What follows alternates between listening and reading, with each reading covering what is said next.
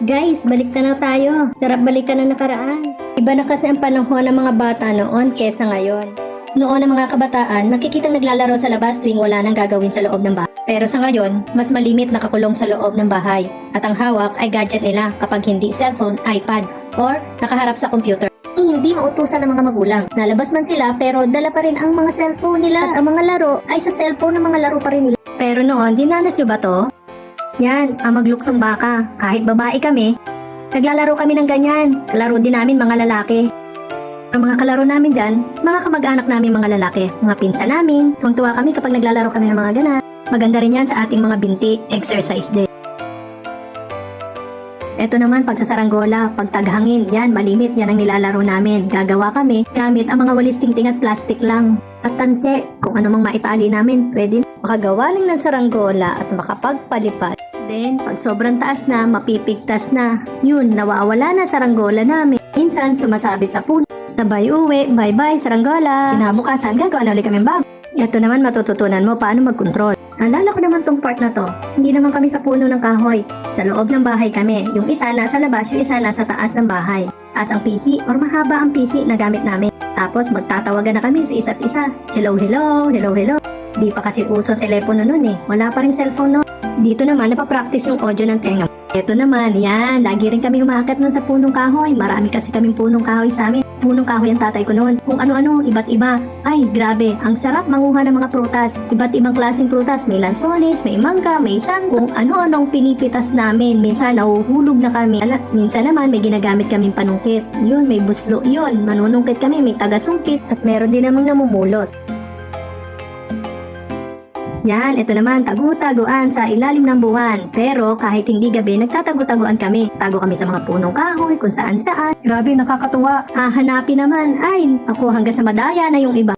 Kapag nakita na namin malayo na sa base, ay, karipas na kami ng takbo. At sasabihin namin, safe! Sisigaw na namin yan. Pero tuloy pa rin sa paghanap ng iba. At kapag nakasave na uli yung iba, sasabihin, ala, ang daya naman. Sabay, ayaw na. Dito naman yung motion mo at sa pakiramdam mo. Kung gaano ka kabilis makiramdam at gaano ka kabilis tumakbo. Yan, nakakatawa. Yan, piko. Yan, dapat may bato ka dyan. Gagawin namin, magsusulat muna kami dyan sa sahig. Magdodrawing muna kami ng box.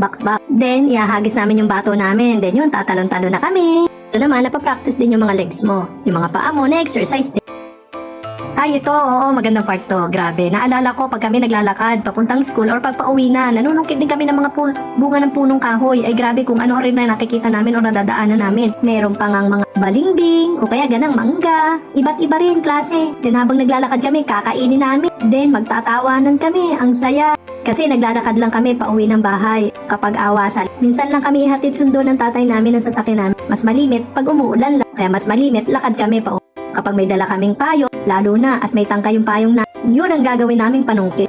Kaya minsan, nalilimutan na namin yung payong namin. Ito, yung ngiti at saya, hindi iniinda ang pagod kahit malayo ang lakarin, masaya pa rin. Yan, Jackstone. Yan ang malimit namin laruin. Mas malimit kami mga babae lang dyan. Nakakatuwa yung laruin.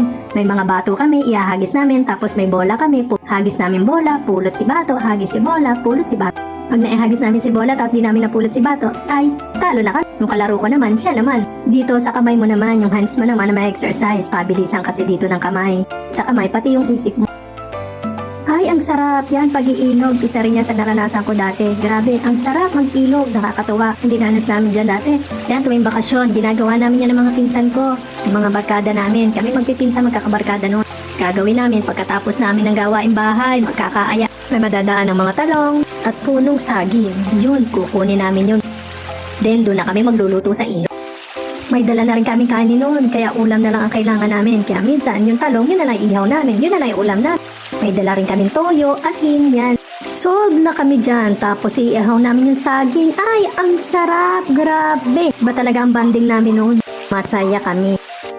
Ito naman, yan, naranasan ko rin yan. Ay grabe, lalo na pag umuulan, malakas ang ulan sa may bahay lang namin. Pag bumabaha sa harapan, yan, gagawa na kami ng papel na bangka. Then, palalanguyin na namin yun. Tuwan-tuwa kami, mag-uunahan. At na-excite pag nauuna, tuwang-tuwa. Ito na ang pinakamasayang part. Sama-sama kami, magkakapatid, nanay ko, tatay ko, nanonood ng TV, yung mga gusto namin panoorin. Then, magtatawanan, nagkukwentuhan din habang nanonood. Hanggang sa may aantukin na, may makakatulog.